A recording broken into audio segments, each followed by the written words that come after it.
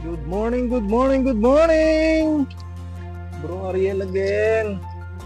Kalapatids, ito yung ating update sa ating mga kalapati ngayon. Ngayong September 3. Yun yung bago nating nabili. Oh. Ganda. Parang ano siya, checkered na malabnaw yung pagka-checkered niya. Ganda ng kulay niya. Oh. Ano siya, oh. Yan. Ang ganda. Diba? Ang ganda niya. Oops. Naaway nung barak. Wala, habol-habol siya, oh. So, yung isa, oh, ganda rin ito.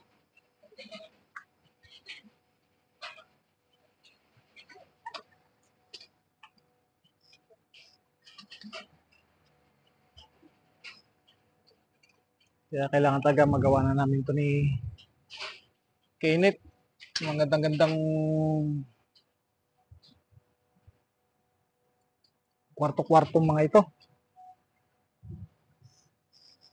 Para hindi ganyan nag-away-away.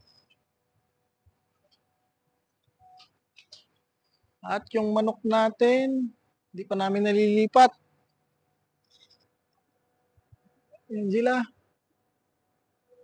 Okay, mag-focus ka. Ayan yung barako natin. Papangalanan kong si, ano yan, si Kempi. Kasi yung palong niya hati. Kaya Kempi. Kempi, Kempi! Yo, si Kimpoy. Kempi? Yan na lang natira sa ating mga alagang manok. Si Kimpi, oh. Kala ko kahapon, matitigok na rin. Ay, kasi naabutan ko rito, hingal na hingal. Ang ginawa ko, pinaliguan ko siya. Mainit pa kasi. Tapos yung isang inahin, namatay na. Sayang. Na-heat stroke. Sayang, madaming itlog pa man yung manok na yun. Nga lang, hindi nakaligtas sa init.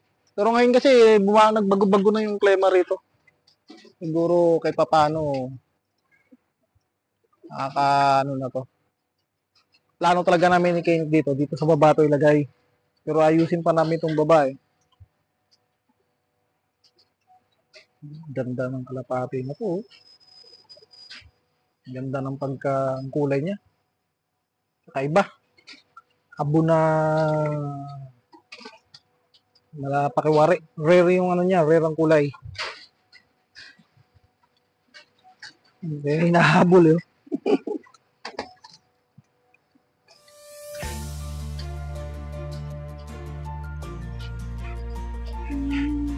Sila yung hinahabol. Loko.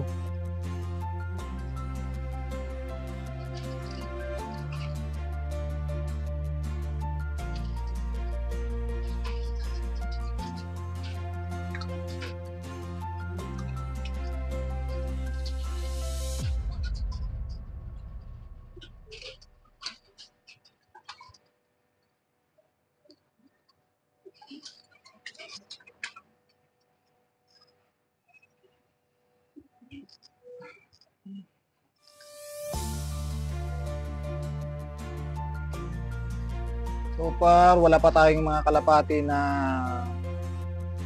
paplan mangitlog. Sa Friday, ayusin na namin to. Ayusin na namin to ni Kenneth. Bahayan ng mga kalapati natin. Ayusin. Tapos, yung sahudan ng dumi. Ayusin din. At, yung paikot ito. Yung kulungan na to. Kukulong namin rin para yung manok dito na lang sa ilalim. Yung tanim natin. Ayan. Yung tanim natin. 4 na lang silang natira. 4 na lang natira. Pero maraming tumubong mga feeds. Mais at ato. Mais at atong tumubo na to.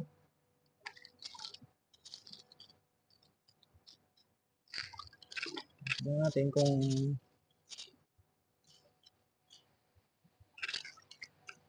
basahin natin ang ito kasi grabe kung uminit dito.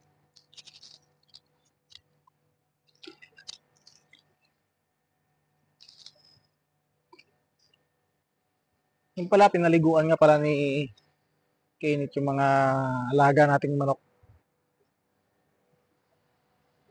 Pero ako, focus ako sa kalapati. Kaya kami bumili ng manok para kahit papano, yung mga tira-tirang pagkain ng kalapati, may papakain kami. Para hindi masayang ba. Pero hindi naman talaga dito sa kulungan na to. Dito sa ilalim dapat yung mga yan. Ayusin pa namin tong kulungan namin na to.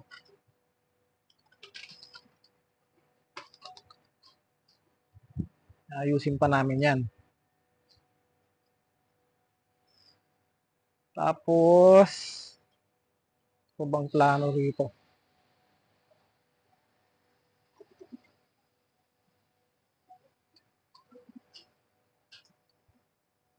Yun nga, pagpaparis-parisin na natin ng maayos itong mga kalapati na to. Wala tayong nabiling pakawala paroda. Walang mga bata nung gumala kami. Walang batang kalapati, walang mga pitsyon. Puro may mga edad na. Yung isa na yon, natsambahan ko lang yon.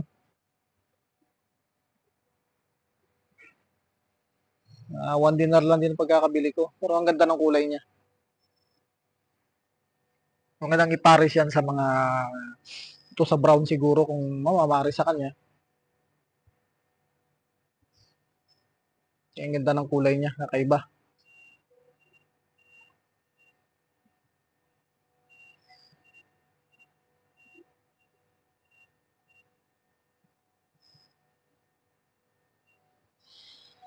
Kung maglilinis muna siguro ako. Maglilinis muna tayo.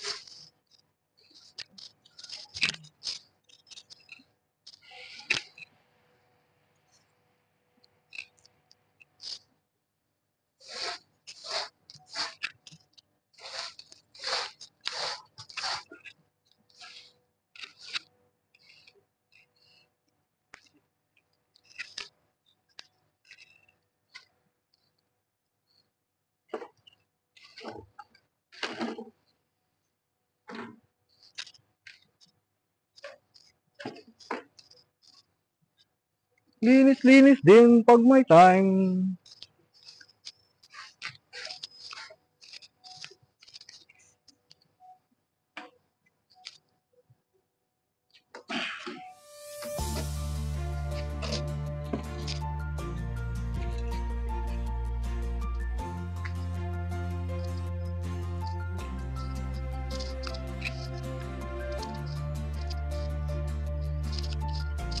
Siguro mag-upload ako ng video rito sa kalapati.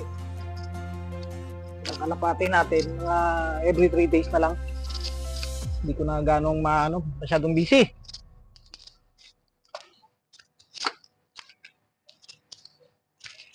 Napanggabi kasi ako eh. Mahirap pagkagising mo ng hapon, mainit pa. Kaya magagawa ko lang ay pumunta rito, magpakain. Paglabas naman ng umaga, antok na antok na. Ngayon naisipan kong umakyat pagka nagbad lang ako ng sapatos. At bumaba na agad ako rito. Na kahit pa paano makapaglinis. Pero kahapon galing ako rito. Yun nga, binisita ko nga itong mga to. At nagpakain mo ng unang hapon.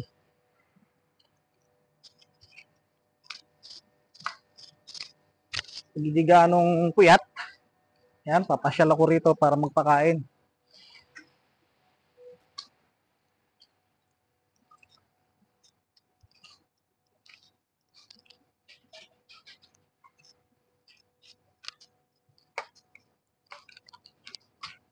Yan. Diba? Lakas makaubos ang oras. Libangan na to.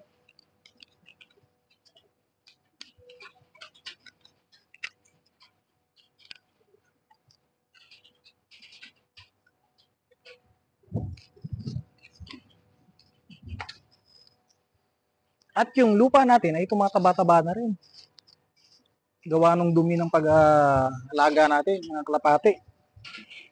Tataba na rin yung lupa natin na yan.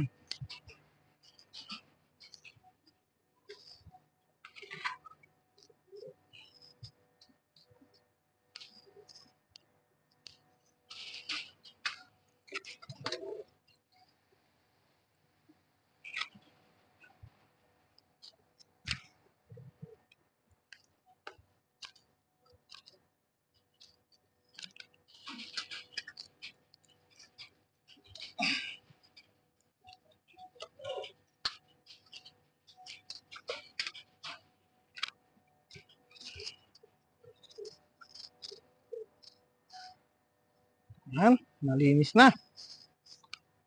Sunod natin ay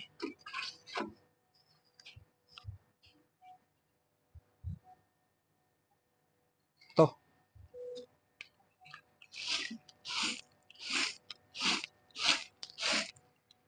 Ang daming rumuronda rito tuwing umaga. Hindi ko lang nakuha ng kanina. Bukas ng umaga, kuhanan ko yung mga rumuronda rito. Sobrang dami. Kaya kung may paronda tayong mga 5 piraso, sigurado makakabihag tayo.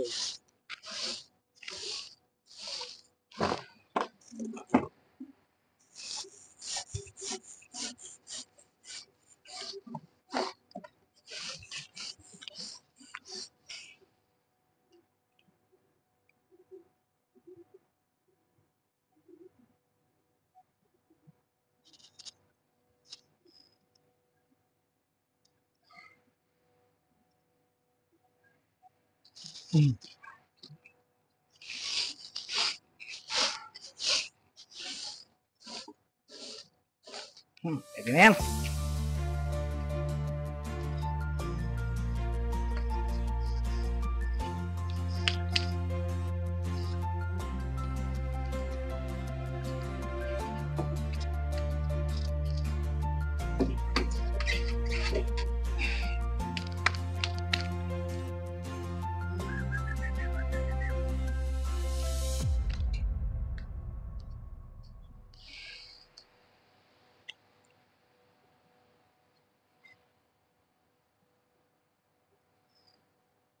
Yan. Tapos na tayo.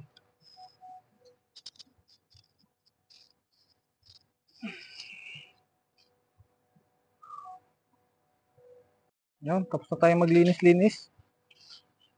Sa baba.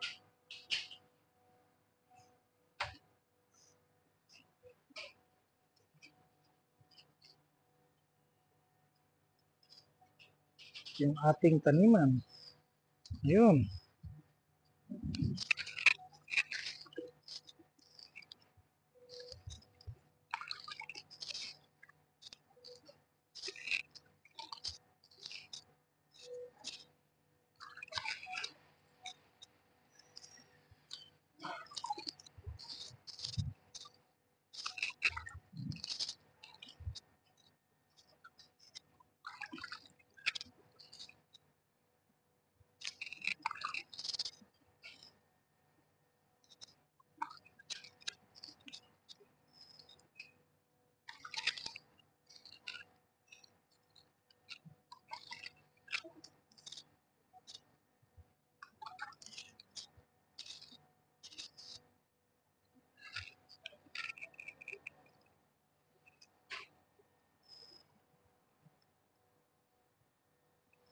Muna tayo sa ngayon.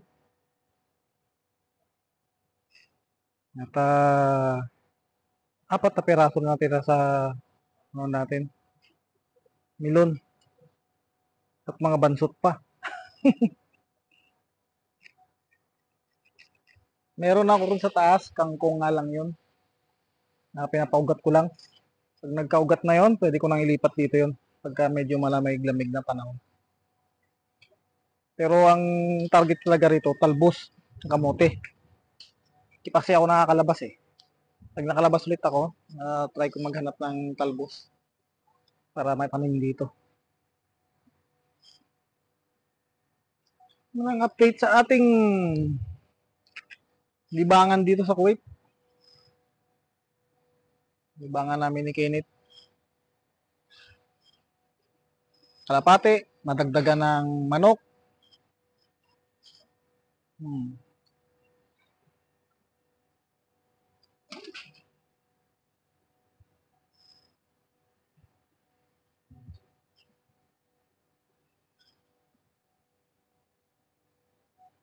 Kalat.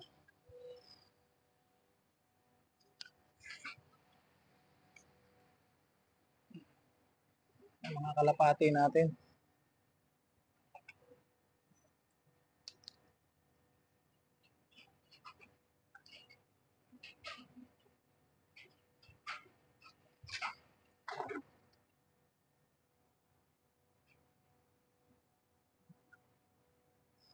Pares-pares sila, yung magkapares na blue bar sa taas.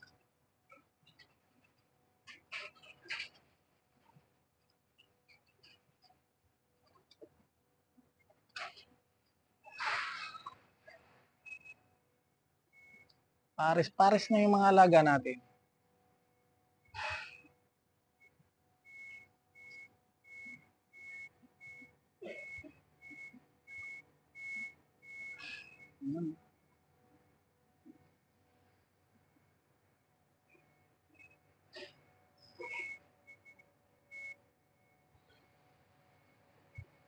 Siguro hanggang dito na lang ang ating vlog ngayong araw.